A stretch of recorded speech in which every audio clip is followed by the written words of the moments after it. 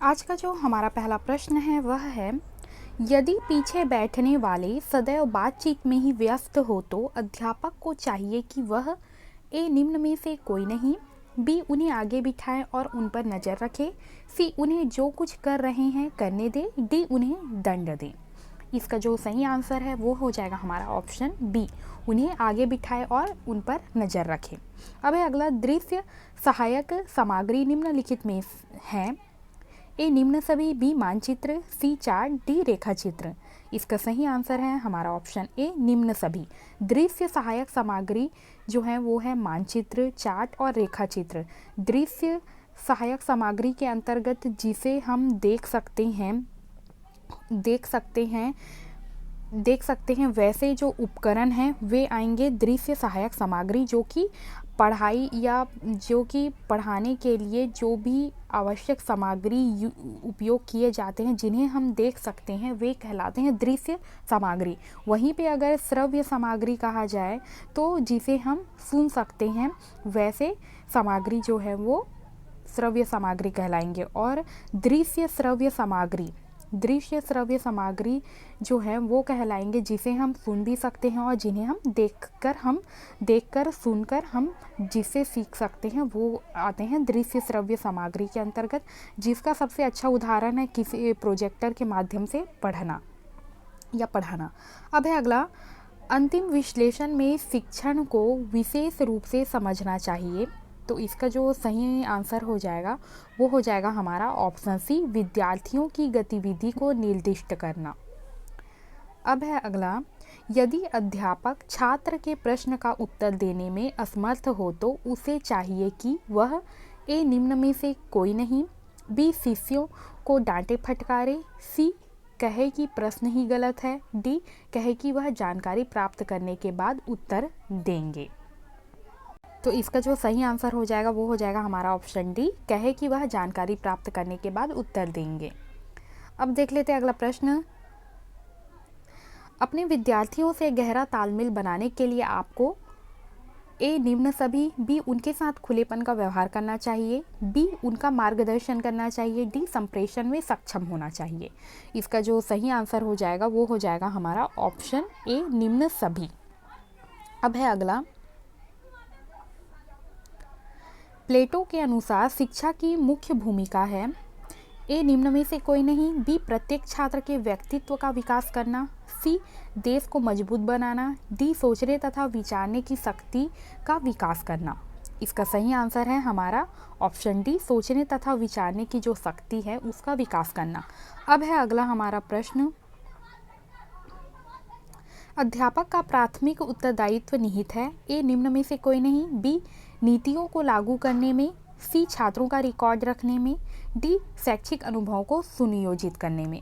इसका जो सही आंसर हो जाएगा वो हो जाएगा हमारा, इसका सही आंसर हो जाएगा हमारा ऑप्शन बी, ऑप्शन डी होगा इसका सही आंसर,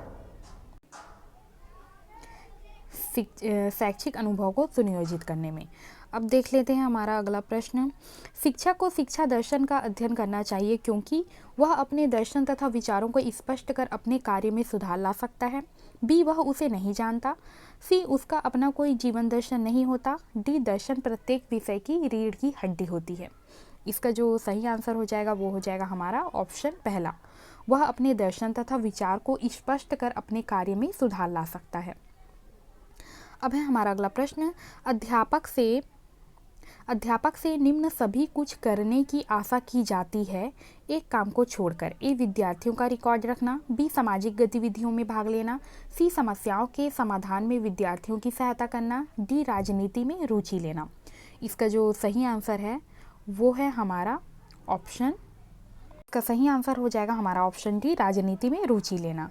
अब है हमारा अगला प्रश्न, श्रव्य सहायक सामग्री नहीं में है, A graph, B radio, C tape record, D gramophone. इसका जो सही आंसर है वो है हमारा ऑप्शन ए ग्राफ।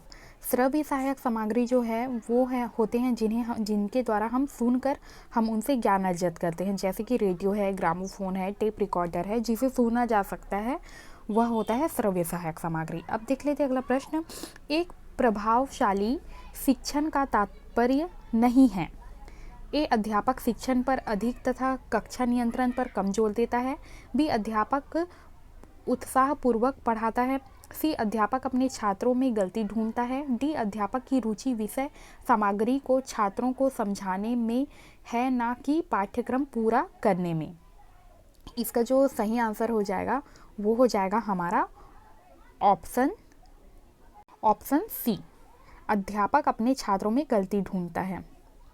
अब देख लेते हैं अगला, पाठ्य पुस्तक को रोचक, सरल, प्रभावपूर्ण, सुगम, हृदयग्राही जिसके माध्यम से बनाया जाता है वह कहलाती है। ए, निम्न में से कोई नहीं। बी, शिक्षण सहायक सामग्री। सी, शिक्षण विधि। डी, अधिगम विधि। इसका जो सही आंसर है वो है हमारा ऑप्शन बी, शिक्षण सहायक सामग्री।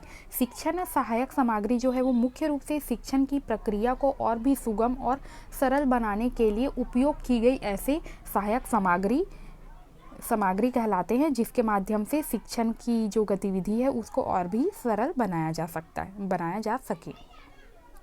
अब है हमारा अगला प्रश्न, कॉलेजों तथा स्कूलों में कैरियर पाठ्यक्रमों के परिचय का उद्देश्य है। ए, निम्न में से कोई नहीं। बी, छात्रों को व्यावसायिक ज्ञान प्रदान करना। सी, छात्रों के सामान्य ज्ञान में वृद्धि करना। डी, लड़कों के अंदर नौकरी को सही प्रकार से चुनने की योग्यता का विकास करना। इसका सही आंसर है हमारा ऑप्शन डी। हमारा अगला प्रश्न, नाटक जिस श्रेणी में आता है वह है। ए, निम्न में से कोई नहीं। बी, दृश्य। सी, श्रव्य। डी, दृश्य श्रव्य। इसका जो सही आंसर हो जाएगा वो हो जाएगा हमारा ऑप्शन डी, दृश्य श्रव्य सामग्री, क्योंकि नाटक जो होता है उसे हम देख भी सकते हैं और उनकी आवाज़ को सुन भी सकते हैं, तो यह दृश्य श्रव्य सामग्री के अंतर्गत आता है। अब है अगला, शिक्षा का क्षेत्र प्रतिवादों एवं गलत अवधारणाओं से भरा पड़ा है क्योंकि। ए, निम्न में से कोई नहीं। बी, शिक्षा की समस्याओं में निर्वचन की आत्मनिष्ठता की अधिक भूमिका होती है। सी, शिक्षण में आने वाली समस्याओं को ठोस वैज्ञानिक अनुसंधानों द्वारा हल नहीं किया जा सकता। डी, यहाँ पर अच्छी शिक्षण विधि एवं पद्धति का अभाव है। इसका जो सही आंसर हो जाएगा वो हो जाएगा हमारा ऑप्शन सी, शिक्षण में आने वाली जो समस्याओं को ठोस वैज्ञानिक अनुसंधान द्वारा हल नहीं किया जा सकता, ये गलत अवधारणाओं है। अब है अगला, अधिकांश छात्र उन शिक्षकों से पढ़ने के लिए इच्छुक होते हैं जो छात्रों की समस्या हल करने में रुचि रखते हो। बी, उसके पहले भी उन्हें पढ़ा चुके हो। सी, स्कूल में अति योग्य शिक्षक माने जाते हो। डी, उन्हें प्रभावशाली व्यक्तित्व वाले लगते हैं। इसका जो सही आंसर है वो है हमारा ऑप्शन ए, जो छात्रों की समस्या को हल करने में रुचि रखते हो। अब है अगला, छात्रों में प्रश्न करने की युक्ति का विकास करने हेतु ए, उनके प्रश्न के उत्तर देने को कहना। बी, घर पर प्रश्न हल करने को देना। सी, उनसे प्रश्न पूछते रहना।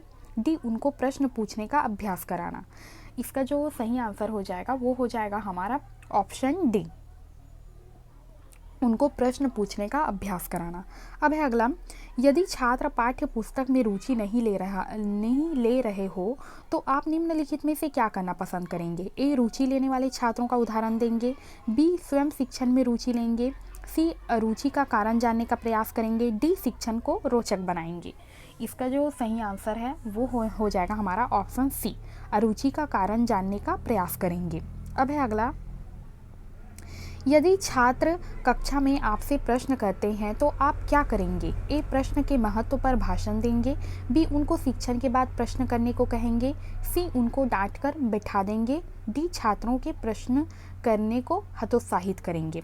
इसका जो सही आंसर हो जाएगा वो हो जाएगा हमारा, इसका सही आंसर हो जाएगा हमारा, यहाँ पे गलत प्रिंट है, छात्रों को प्रश्न करने को उत्साहित करेंगे। ठीक है, यहाँ पे होगा उत्साहित। अगर कक्षा में कोई बालक किसी शिक्षक से प्रश्न पूछता है तो शिक्षक यही करेगा कि उसके जो प्रश्न पूछने पर वह उसका आंसर देगा, उसे और समझाएगा और उन्हें और भी ज़्यादा उत्साहित करेगा कि आप सभी प्रश्न पूछा करें, अपना डाउट क्लियर किया करें। अब देख लेते हैं अगला, शिक्षण की सबसे उत्तम विधि निम्नलिखित में से कौन सी है। ए, पर्यटन विधि। बी, प्रोजेक्ट विधि। सी, पाठ्य पुस्तक विधि। डी, भाषण विधि। इसका सही आंसर है हमारा ऑप्शन बी, प्रोजेक्ट विधि। प्रोजेक्ट विधि जो है वो शिक्षण की सबसे उत्तम विधि है। अब है अगला, नीचे कुछ व्यवसायों को दिया गया है, यदि इन सब में एक ही बराबर वेतन हो तो आप किसे पसंद करेंगे। तो इसका जो सही आंसर हो जाएगा वो हो जाएगा हमारा ऑप्शन ए शिक्षक। अब है अगला, आपकी राय में परामर्श कमेटी की विद्यालय में क्यों आवश्यकता होती है? तो इसका जो सही आंसर हो जाएगा वो हो जाएगा हमारा ऑप्शन ए, निम्न सभी कारणों को ध्यान में रखते हुए। मतलब कि जो परामर्श कमेटी है, जो विद्यालय में जो परामर्श कमेटी का गठन किया जाता है, उसके माध्यम से मुख्य कार्य ये होता है कि छात्रों के हित में कार्य करती है और विद्यालय प्राचार्य के कार्य में सहायता मिलती है और इसके द्वारा विद्यालय का कार्य जो है वो ठीक प्रकार से चलता है। अब देख लेते हैं अगला प्रश्न। शिक्षण को प्रभावशाली बनाने हेतु पर्यटन का बड़ा महत्व है, क्योंकि ए, छात्र आपस में एक दूसरे को भली प्रकार समझते हैं। बी, छात्रों को कक्षा में पढ़ाई जाने वाली वस्तुओं का वास्तविक अनुभव होता है। सी, छात्रों के अतिरिक्त समय का सदुपयोग होता है। डी, छात्र कक्षा कार्य से थककर अन्य कार्य में रुचि लेते हैं। तो इसका जो सही आंसर हो जाएगा वो हो जाएगा हमारा ऑप्शन बी, छात्र को कक्षा में पढ़ाई जाने वाली वस्तुओं का वास्तविक अनुभव होता है। अब है अगला, आपकी राय में जूनियर कक्षाओं में एक कक्षा को एक ही शिक्षक के नियंत्रण में क्यों रखना चाहिए? ए, प्रत्येक विषय को भली प्रकार समझ सकता है। बी, छात्र शिक्षक को समझ सकते हैं। सी, शिक्षक और छात्रों में मधुर संबंध होते हैं।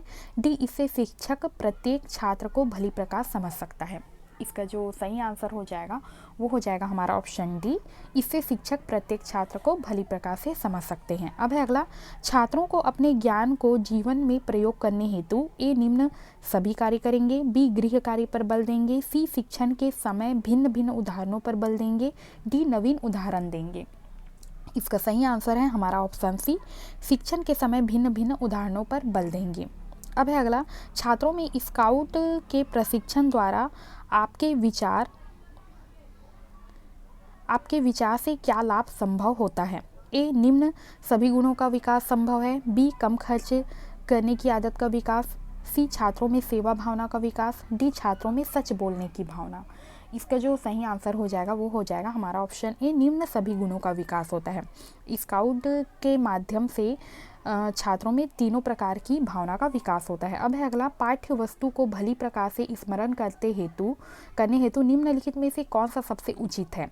ए, गलत उत्तर पर दंड देंगे। बी, पाठ्य वस्तु पर कक्षा में प्रश्न हल कराएंगे।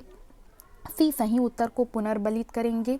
डी, पाठ्य वस्तु को बार बार दोहराएंगे। इसका जो सही आंसर हो जाएगा वो हो जाएगा हमारा ऑप्शन सी, सही उत्तर को पुनर्बलित करेंगे। अब है अगला, राष्ट्रीय शिक्षा नीति में किस क्षेत्र पर मुख्य जोर दिया गया है? ए, निर्देशन पर। बी, अनुसंधान पर। सी, व्यवसायीकरण पर। डी, परीक्षा तथा मूल्यांकन के क्षेत्र पर। इसका जो सही आंसर हो जाएगा वो हो जाएगा हमारा ऑप्शन सी, व्यवसायीकरण पर। अब है अगला, विद्यालय में छात्रों की प्रेरणा हेतु आप निम्नलिखित में से क्या करना चाहेंगे? ए, प्रेरणा के महत्व पर भाषण देंगे। बी, केवल छात्रों को परितोषित करेंगे। सी, प्रेरित लोगों का उदाहरण देंगे। डी, छात्रों में प्रतिस्पर्धा की भावना को विकास करना। इसका जो सही आंसर हो जाएगा वो हो जाएगा हमारा ऑप्शन डी, छात्रों में प्रतिस्पर्धा की भावना का विकास करना।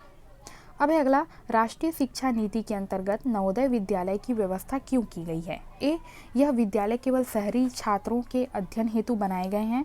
बी, शहर तथा गांव के अच्छी योग्यता वाले छात्र अध्ययन कर सके। सी, जिससे शहर और गांव दोनों के बच्चे अध्ययन कर सके। डी, जिससे ग्रामों के बच्चे को अध्ययन करने का मौका मिलेगा। इसका जो सही आंसर हो जाएगा वो हो जाएगा हमारा सही आंसर हो जाएगा हमारा ऑप्शन बी, शहर तथा गांव में अच्छी योग्यता वाले छात्र अध्ययन कर